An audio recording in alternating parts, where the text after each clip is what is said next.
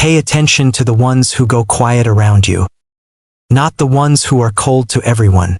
Not the ones who are generally distant and disconnected from the world. But the specific ones who seem to have a particular kind of quiet when it comes to you. The ones who are perfectly fine in every other room but something shifts when you walk in. The ones who can hold a conversation with anyone but stumble slightly when it is you they are talking to.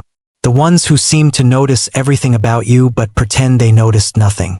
The ones who would do almost anything for you but make it look casual, make it look like it was nothing, make it look like it was just something they happened to do rather than something they thought about. Most people miss this, because we are trained to read love as loudness, as declaration, as the grand gesture, the clear signal, the unmistakable display of feeling. We are taught that if someone loves you, you will know it. They will say it. They will show it in ways that are impossible to misread. And when someone does not do those things, when someone is quiet and inconsistent and sometimes seems to be actively creating distance, we conclude that the feeling is not there, that the absence of declaration is the absence of love. But that conclusion misses something fundamental about how certain people experience and express deep feeling. And understanding it, really understanding it, changes the way you read the people closest to you. It changes the way you respond to silence. It changes what you see in the moments that used to confuse you. Why some people hide love instead of showing it. Nobody decides to hide their feelings arbitrarily. Nobody wakes up one day and thinks, I have something beautiful to express and I am going to make sure nobody ever sees it. The hiding is always a response to something, a learned behavior, a protective strategy that was developed usually early, usually in response to something painful, and that now runs automatically even when the original threat is long gone.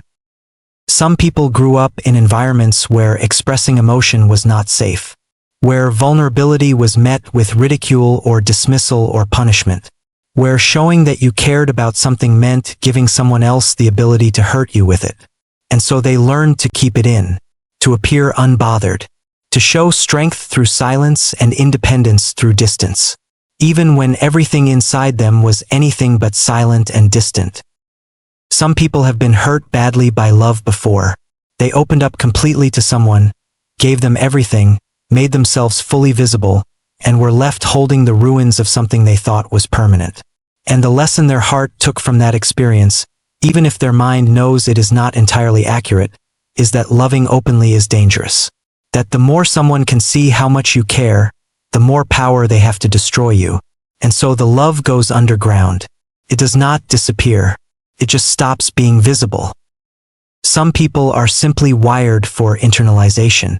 They feel everything deeply and express very little of it outwardly. Their inner world is extraordinarily rich and their outer presentation is extraordinarily controlled. And the gap between those two things is not dishonesty. It is the architecture of a person who learned, one way or another, that their feelings were safer inside than outside. What hidden love actually looks like in practice. Here is the thing about people who hide their love. They cannot hide it completely. Nobody can. Feeling that strong and that consistent always finds a way to leak out around the edges. Not in the ways we are taught to look for. Not in declarations and grand gestures and clear, unambiguous signals. But in smaller things, quieter things, things that are easy to miss if you are not paying the right kind of attention. They remember everything. Every small thing you mentioned once in passing months ago that you have completely forgotten you ever said. They remember it. They remember your preferences, your allergies, the name of your childhood pet, the thing that happened to you in third grade that you brought up once and never mentioned again. They are collecting you, building a detailed, careful map of who you are. Not because they are obsessive, because you matter to them in a way that makes every detail feel worth keeping. They show up when it counts. Not always in the visible, public, Instagram-worthy ways, but in the quiet, practical, nobody-is-watching ways. They are there when you are sick and it is not convenient. They help you move without being asked. They fix the thing that was broken before you even mentioned it needed fixing. They do the unglamorous, thankless things that people only do for someone they genuinely care about, and then they make it seem like nothing because if they let it seem like something, it would reveal too much. They are protective of you in ways they cannot fully explain. They get uncomfortable when someone speaks badly about you, even if they say nothing outwardly. They notice when you are not okay before you have said a single word. They feel your discomfort as if it were their own. That kind of attunement does not come from indifference. It comes from the opposite of indifference.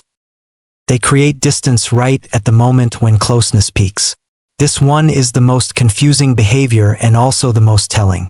When things between you feel particularly warm, particularly close, particularly real, they pull back. Not because they want to, but because the closeness is threatening. Because the closer you get, the more they have to lose. And the more they have to lose, the more frightening the whole thing becomes. So they create a little distance, not to push you away, but to manage the intensity of what they are feeling. To give themselves a moment to breathe before the vulnerability of it overwhelms them. Why this matters and what to do with it. Understanding this changes everything about how you respond to the people in your life who seem to run hot and cold, who seem present and then absent, who seem to care deeply and then seem to care nothing at all. Instead of reading that inconsistency as evidence that the feeling is not real, you start to read it as evidence that the feeling might be more real than they know how to handle. That does not mean you accept poor treatment. That does not mean you normalize someone being consistently unavailable or emotionally distant in ways that leave you perpetually confused and undervalued. There is a difference between someone hiding love because they are working through a genuine fear of vulnerability, and someone using the idea of hidden love as a cover for simply not being interested. And that difference matters enormously. The person who is hiding love will always, eventually, show you in actions what they cannot yet say in words. The care will be there, consistently, in the small things, in the showing up, in the remembering, in the protectiveness. The inconvenience they are willing to absorb on your behalf will tell you more than any declaration ever could. The person who is simply not interested will not have those things. The absence of action, not just the absence of words, will be consistent. And that distinction, the presence or absence of quiet, consistent, unglamorous action, is how you tell the difference between someone who loves you and cannot say it, and someone who just does not. What to do if you think someone is hiding their love for you? The first thing is to create safety, not by pressing them or pushing them to open up before they are ready, but by being consistently safe to be around, by being someone who does not punish vulnerability, by responding to the small things they do show you with genuine appreciation, not pressure for more, by making it clear through your own behavior that what they reveal about themselves will be handled carefully and not used against them. Because for someone who has learned that openness leads to pain, what they are watching for before they allow themselves to be fully seen is evidence that this time will be different. That this person can be trusted with the parts of them they do not show everyone. And that evidence cannot be demanded, can only be demonstrated patiently over time through consistent behavior that says, I am safe, I am here, and you do not have to perform in vulnerability around me. The second thing is to meet them in their language. If their love language is action, if they show up for you instead of saying things to you, receive that. Acknowledge it. Do not constantly redirect the conversation back to words they are not yet capable of giving. Say, I noticed what you did and it meant a lot to me. That acknowledgement, that evidence that you can see them even when they are not being obvious, is one of the most powerful things you can offer someone who has spent a long time feeling unseen. The third thing is to be honest about your own needs, because you also deserve clarity. You also deserve to feel secure and valued and to know where you stand. You can create safety for someone without abandoning your own need to understand what you are in. And at some point, gently, calmly, without ultimatum, it is completely reasonable to say, I want to understand what this is. Not aggressively, not as an accusation, just as an honest expression of your own need for clarity. And then you watch what happens, because how someone responds to that honest, gentle question will tell you everything you need to know. Either they find a way, however imperfect and fumbling, to let you in, or they retreat further. And both of those responses are information. Valuable, important, directionally significant information about whether this is something you can build on or something you need to gently release. The most important thing: people who hide their love are not broken. They are not emotionally defective. They are not people you need to fix or rescue or crack open. They are people who learned somewhere along the way that their feelings were safer hidden than expressed.